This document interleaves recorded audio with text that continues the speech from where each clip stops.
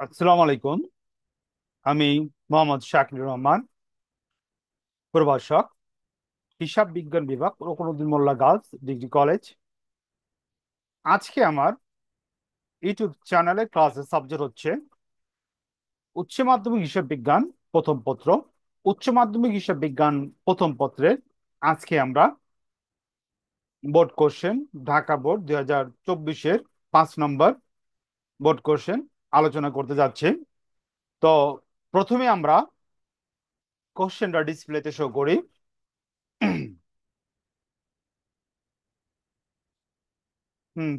5 নম্বর question, 2023 সালে 30শে June 2023 সালে 30শে June Saha storage এর নগদ বইয়ের ব্যাংক জমার উদ্ধৃত 20,000 টাকা। কিন্তু ব্যাংক জমা মোতাবেক কিন্তু ব্যাংক বিবরণ মোতাবেক ব্যাংক জমার উদ্ধৃতের গরমিল রয়েছে। অনুসন্ধানের পর উদ্ধৃতের গরমিলের নিম্ন কারণ সমূহ পাওয়া যায়। 8,000 টাকা ও 5,000 টাকার দুটি চেক ইস্যু করা হয়েছে, কিন্তু 31 ডিসেম্বর তারিখের মধ্যে পরিশোধের জন্য 8,000 চেকটি উপস্থাপিত হয়েছে, কিন্তু 5,000 চেকটি কি করা হয় নাই, উপস্থাপিত হয় নাই। ব্যাংক কর্তৃক বিনিয়োগের সুদ আদায় 1,500 টাকা, যা নগদান বইয়ে লেখা হয়নি। ব্যাংকে জমা পড়ছে, নগদান বইয়ে লেখা হয় নাই, তার মানে নগদান বইয়ে লিখতে হইব। আদার জন্য ব্যাংকে জমাকৃত চেক 3,000 টাকা, যা ব্যাংক কর্তৃক আদায় হয়নি। অর্থাৎ ব্যাংকে জমা দেওয়া হয়েছে 3,000 টাকার চেক, কোন একটা পার্টি দিয়েছে, কিন্তু ব্যাংক ওই চেক কি করে না, আদায় করে নাই। কা নগদান বইয়ে বাড়ানো হয়েছে ঠিকই, কিন্তু ব্যাংকে তো আদায় হয় না, ব্যাংকে ব্যালেন্স কি হয় নাই, যোগ হয় নাই।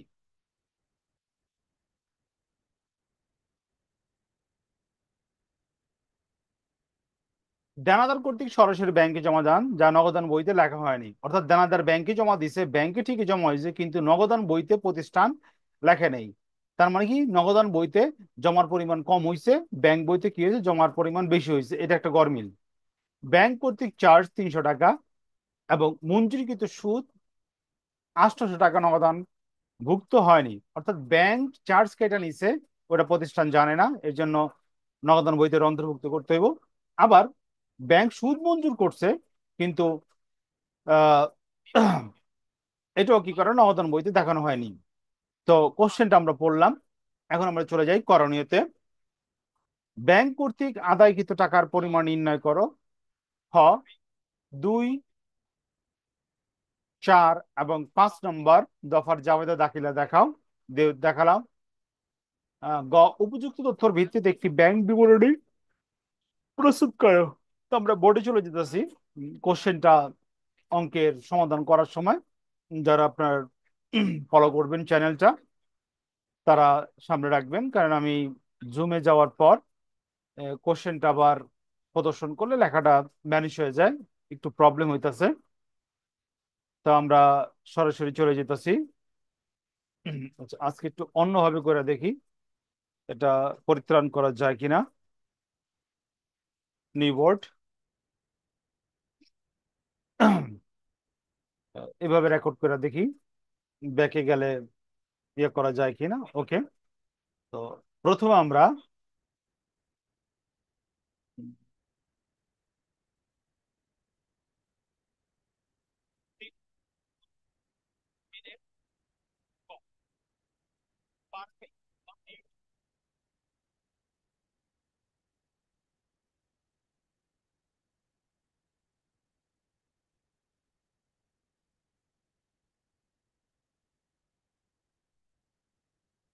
এই, ঠিক আছে।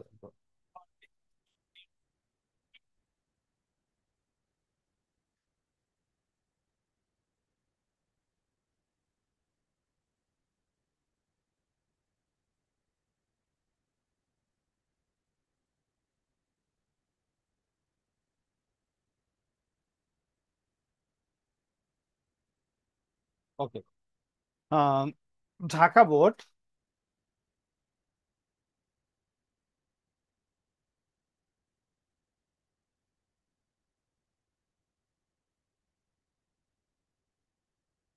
2024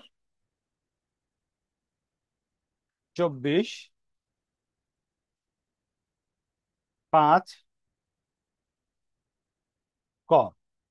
প্রথমে আমার বলছে উম, ব্যাংক কর্তৃক আদায়কৃত টাকার পরিমাণ নির্ণয় করতে, তো আমরা লিখি ব্যাংক কর্তৃক আদায়কৃত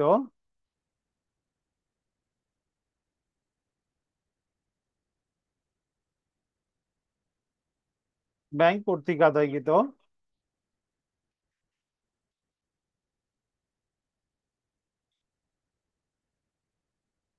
টাকার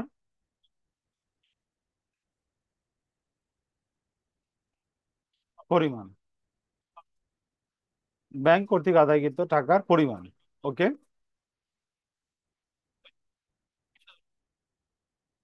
প্রথম হলো গিয়া ব্যাংক কর্তৃক বিনিয়োগের সুদ আদায়,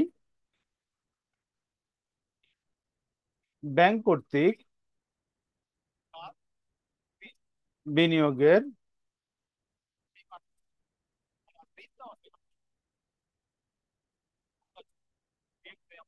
বিনিয়োগের সুদ আদায়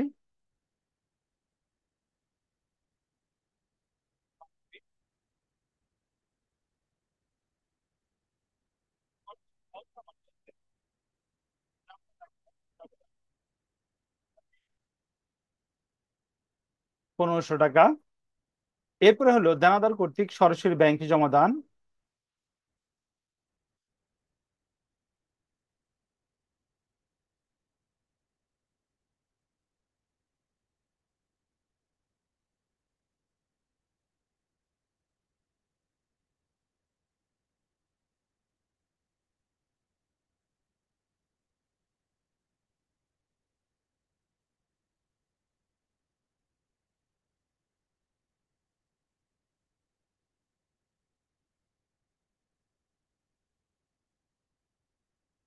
জমা দান 4000 টাকা।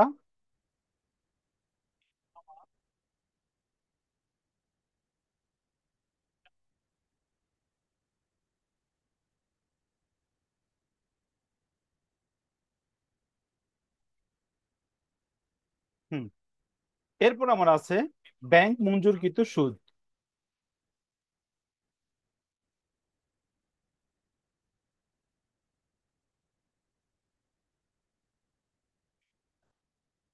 ব্যাংক মঞ্জুরকৃত সুদ, ব্যাংক মঞ্জুরকৃত সুদ হইল 800 টাকা, সবগুলো যোগ করলে আমার হইতেছে 6300 টাকা। 6300 টাকা হইলো ব্যাংক কর্তৃক আদায়কৃত সুদ। তো আমরা চলে যেতেছি আমাদের নেক্সট কোশ্চেনে।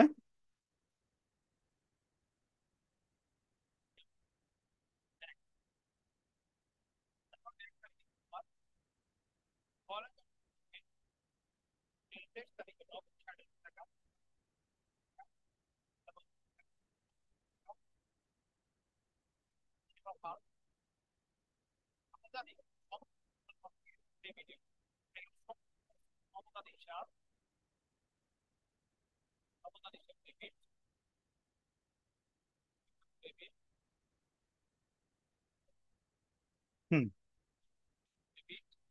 আমরা চলে যেতেছি আমাদের পরবর্তী কোশ্চেনে। আমাদের পরবর্তী রিকোয়ারমেন্টে চাওয়া হয়েছিল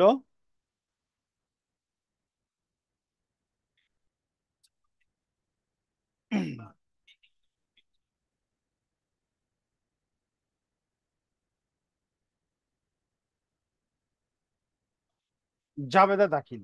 পরবর্তী কোশ্চেনে চাওয়া হয়েছিল আমার কি, জাবেদা দাখিলা। তো জাবেদা দাখিলার জন্য আমি ঘর কাটি, 4টা, 2 পেজ কাটি যদি লাগে।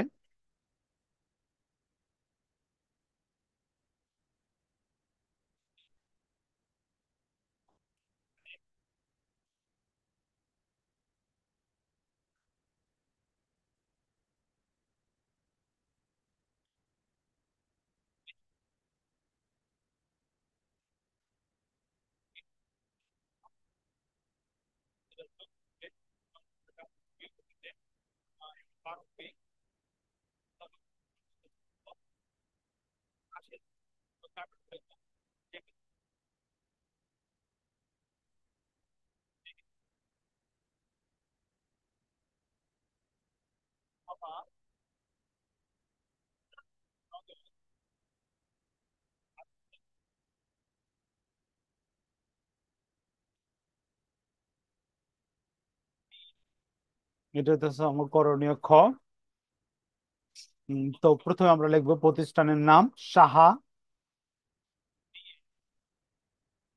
সাহা স্টোর্স।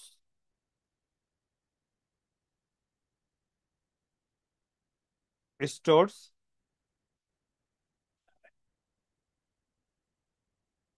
জাবেদা দাখিলা।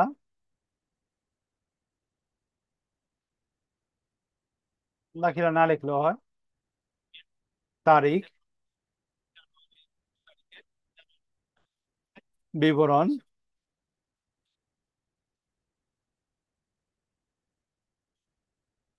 খতিয়ান পৃষ্ঠা।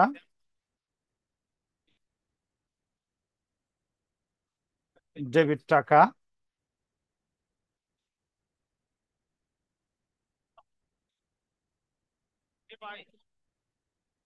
ক্রেডিট টাকা।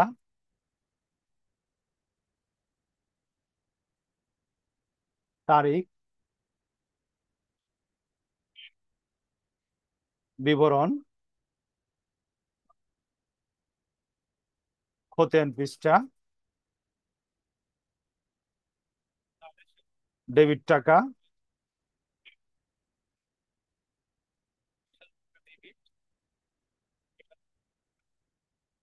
ক্রেডিট টাকা।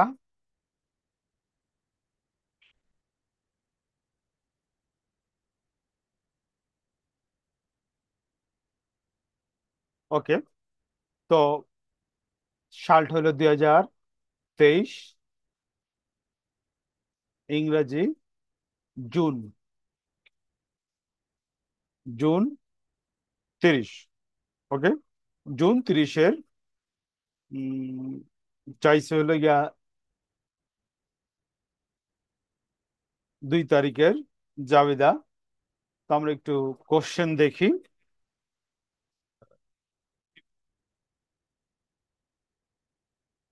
2 নং এর জাবেদা চাইছে। 2 নং এ আছে হলো গিয়া ব্যাংক কর্তৃক বিনিয়োগের সুদ আদায় 1500 টাকা, যা নগদান বইতে লিপিবদ্ধ করা হয়নি। এটার জাবেদা হইব ব্যাংক সুদ হিসাব ডেবিট, ব্যাংক হিসাব ডেবিট, ব্যাংক সুদ হিসাব ক্রেডিট। অর্থাৎ বিনিয়োগের সুদ হিসাব ক্রেডিট। আহ ব্যাংক হিসাব ডেবিট,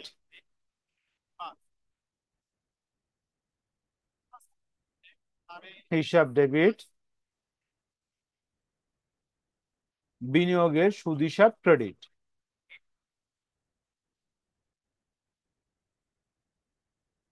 বিনিয়োগের সুদ হিসাব ক্রেডিট। টাকা হইল আমার 1500 টাকা। 1500 টাকা। কারণটা লিখবো ব্যাংক কর্তৃক সুদ আদায়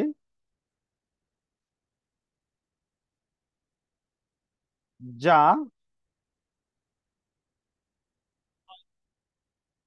হিসাবভুক্ত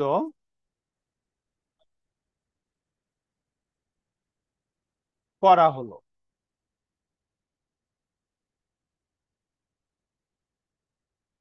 ওকে। তারিখগুলো আমরা এখানে দিই। এখানে খারাপ দেখা যায়। 2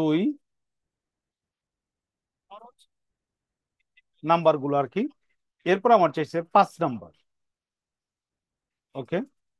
5 নম্বর আমরা একটু চলে যাই কোশ্চেনে কি বলছে।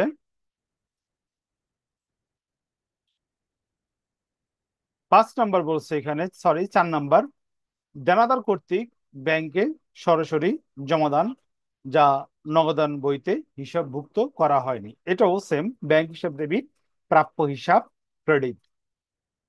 ব্যাংকে টাকা বাড়ছে এবং দেনাদার কমছে। সম্পত্তি এখানে আমার কি হয়েছে, বৃদ্ধি পাইছে। এই জন্য কি করা হইলো, ডেবিট। এবং দেনাদার হ্রাস পাইল। দেনাদার সম্পত্তিবাচক হিসাব। দানাদার হিসাব সম্পত্তি হ্রাস পাইছে, এই জন্য কি ক্রেডিট। তো কারণ আমরা লিখবো দেনাদার কর্তৃক দেনাদার কর্তৃক ব্যাংকে নগদ টাকা জমা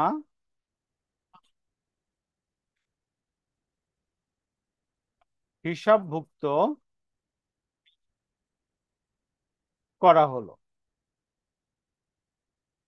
হুম, টাকাটা হইতেছে আমার 4,000 টাকা।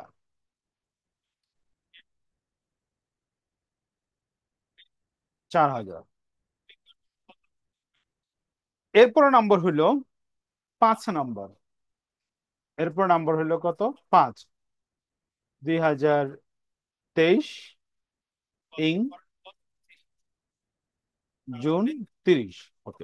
5 নম্বর, এখানে আমার বলা হয়েছে ব্যাংক চার্জ কর্তন করছে, কিন্তু নগদান বইতে কি করা হয়নি, হিসাবভুক্ত করা হয়নি। তো এখানে আমরা লিখবো ব্যাংক চার্জ হিসাব ডেবিট।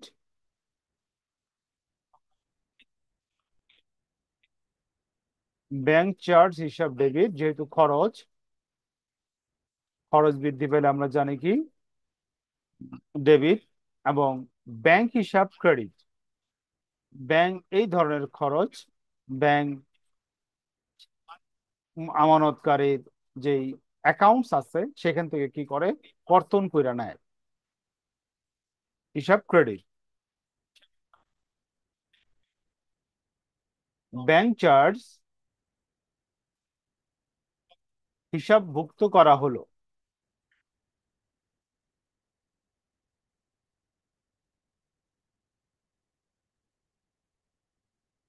হিসাবভুক্ত করা হলো। ওকে। তো এখানে টাকাটা হইব 300। এরপরে তারিখ হইলো, তারিখ না, উম ও আহ, জুনের 5 নম্বর লেনদেন দেওয়া আছে কয়টা? 2টা। আবার একটু কোশ্চেনটা দেখি আমি। হম, জুনে 5 নম্বর লেনদেন দেওয়া আছে 2টা। একটা হলো ব্যাংক চার্জ কর্তন করছে, আরেকটা হলো ব্যাংক সুদ মঞ্জুর করছে। ব্যাংক যদি সুদ প্রদান করে আমানতকারীকে, তখন ব্যাংক সরাসরি নগদ টাকা প্রদান করে না। ব্যাংক কি করে, আমানতকারী ব্যাংক হিসাবে টাকা ব্যালেন্স বৃদ্ধি করে। তো ব্যাংক যদি সুদ প্রদান করে, সেক্ষেত্রে আমার যাবে হইব ব্যাংক হিসাব ডেবিট, অর্থাৎ ব্যাংকে টাকা বৃদ্ধি পাইছে। ব্যাংক হিসাব ডেবিট, ডেবিট সম্পদ বৃদ্ধি, ডেবিট। এবং ব্যাংক সুদ হিসাব ক্রেডিট, ব্যাংক সুদ হিসাব ক্রেডিট, ব্যাংক সুদ হিসাব ক্রেডিট। ব্যাংক সুদ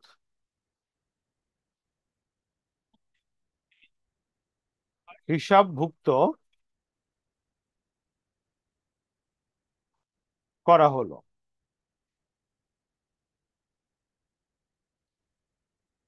কত টাকা? 800 টাকা।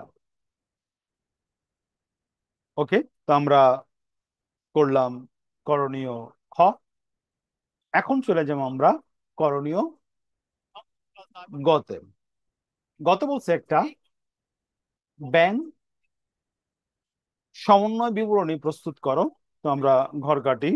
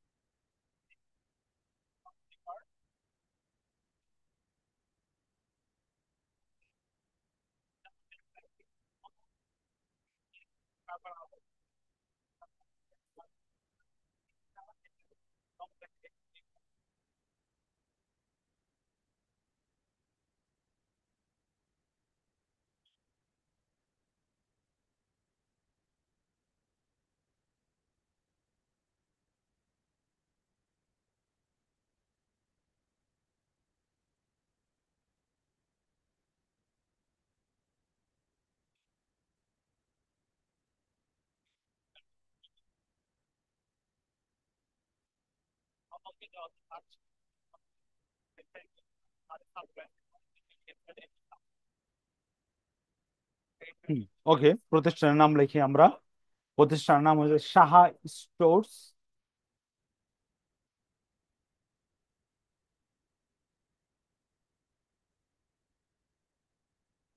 স্টোর্স এর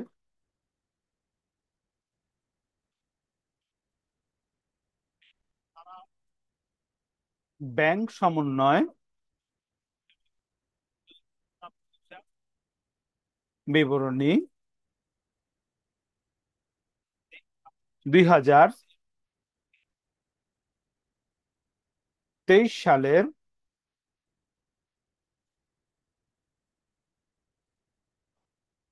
30শে জুন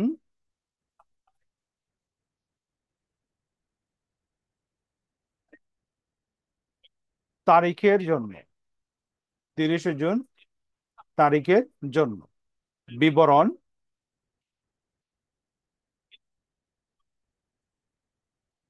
টাকা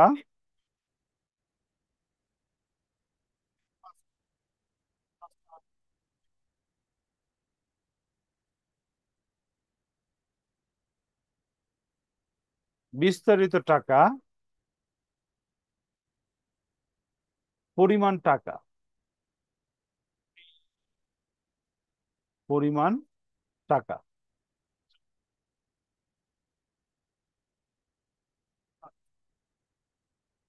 বিবরণ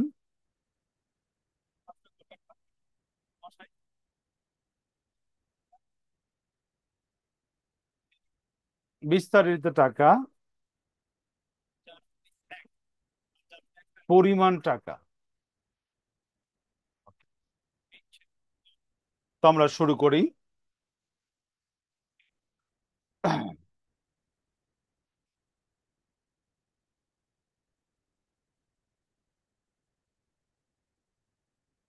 নগদান বই অনুযায়ী অনুযায়ী ব্যাংক জমার উদ্ধৃত উদ্ধৃত অঙ্কের মধ্যে দেওয়া আছে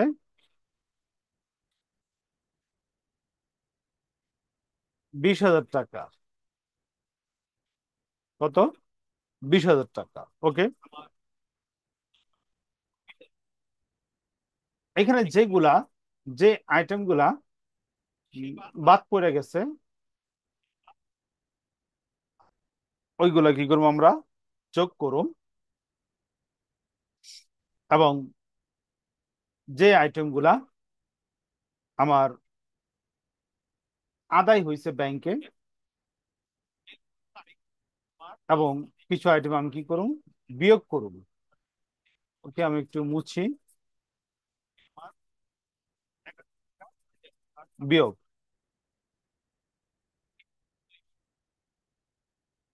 ওকে, এটা হলো যোগ। ওকে,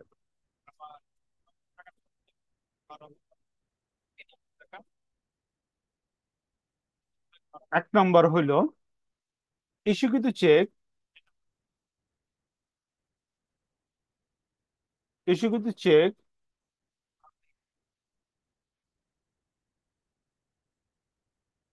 পরিশোধের জন্য ব্যাংকে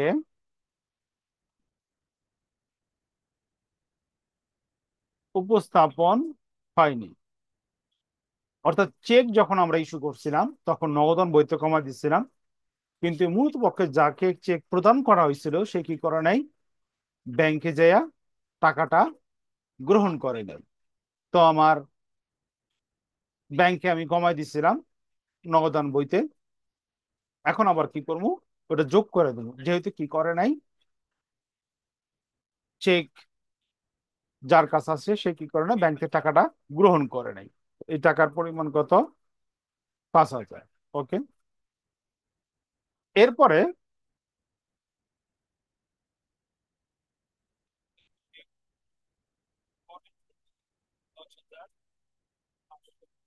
2 তারিখ হইতেছে ব্যাংক কর্তৃক সুদ আদায় করছে। ব্যাংক কর্তৃক কি করছে? সুদ আদায় করছে, যেটা ব্যাংক ব্যাংকের ব্যালেন্সে যোগ করছে, কিন্তু আমরা নগদান বইতে কি করিনি, যোগ করিনি।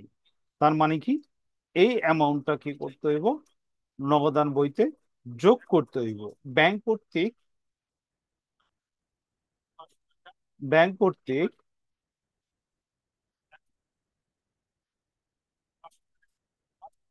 বিনিয়োগের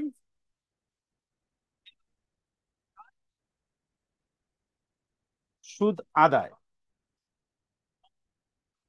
কত টাকা? 1500 টাকা।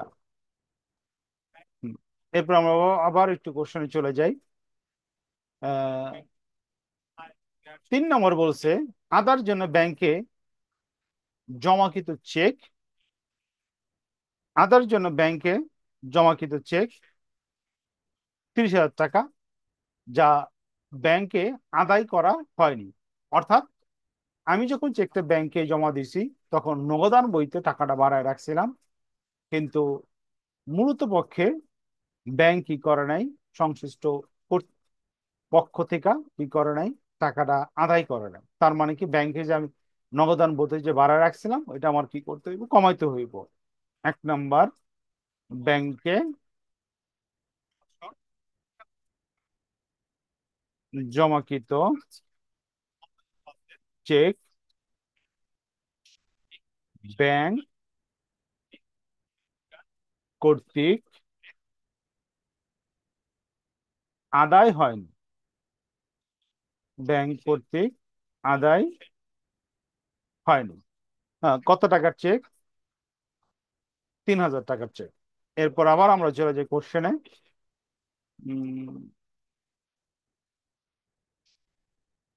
কোশ্চেনে এখানে দেখতেছে, বলা হয়েছে দেনাদার কর্তৃক সরাসরি ব্যাংকে জমা দান, যা নগদান বইতে লিপিবদ্ধ করা হয়নি। তার মানে কি, আমার নগদান বইতে লিখতে হইব।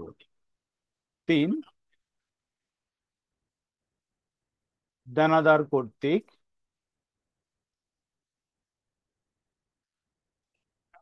সরাসরি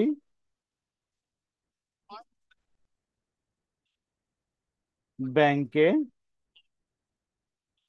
জমা। কত টাকা? 4,000 টাকা। ওকে, আবার আমরা একটু চলে যাই কোশ্চেনে। তারপরে বলতেছে, ব্যাংক কর্তৃক ধার্যকৃত চার্জ 3,000 টাকা। ব্যাংক কর্তৃক ধার্যকৃত চার্জ 3,000 টাকা, যা নগদান বইতে অন্তর্ভুক্ত হয়নি। তার মানে চার্জ করছে, আমার নগদান বইতে অন্তর্ভুক্ত করতে হবে। ব্যাংক চার্জ করলে নগদ ব্যালেন্স, ব্যাংক জমার উদ্বৃত্ত কমবো আর কি নগদান বইতে। তো আমরা লিখুন, ব্যাংক চার্জ, ব্যাংক ধার্যকৃত চার্জ কত টাকা? 300 টাকা। ওকে, পক্ষান্তর আবার ব্যাংক কি করছে, সুদ মঞ্জুর করছে, যেটা নগদান বইতে অন্তর্ভুক্ত করি নাই আর কি, ব্যাংক জমার কলামে। তো এখানে আমার কি করতে হবে, যেহেতু ব্যাংক সুদ দিছে, তো আমার নগদান বইয়ে ব্যাংক জমার উদ্ধৃতিও কি হইব, ব্যালেন্স বাড়বো। তো আমার এখানে কি করতে হবে, বাড়াইতে হবে। যেহেতু ব্যাংক বাড়াইছে, আমি বাড়াই নাই, তো আমার কি করতে হবে, এখানে বাড়াইতে হবে। তো আমরা লিখতেছি, ব্যাংক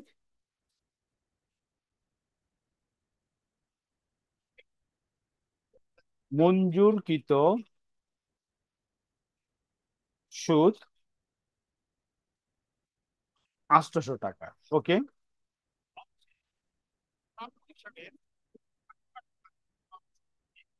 এখন আমরা এটা যোগ করি।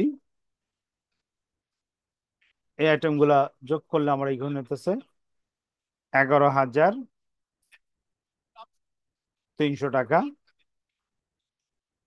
এবং উপরের যে ব্যাংক উদ্ধৃত আছে ওটার সাথে যোগ করলে হয় 31,300 টাকা। এই আইটেম গুলো যোগ করলে হয় 3,300, মাইনাস, এটা মাইনাস না দিলেও হয়, বিয়োগ করলে আমার এখানে হইতেছে 28,000 টাকা। কত হইতেছে এখানে আমার? 28,000 টাকা। এইটা হইতেছে আমার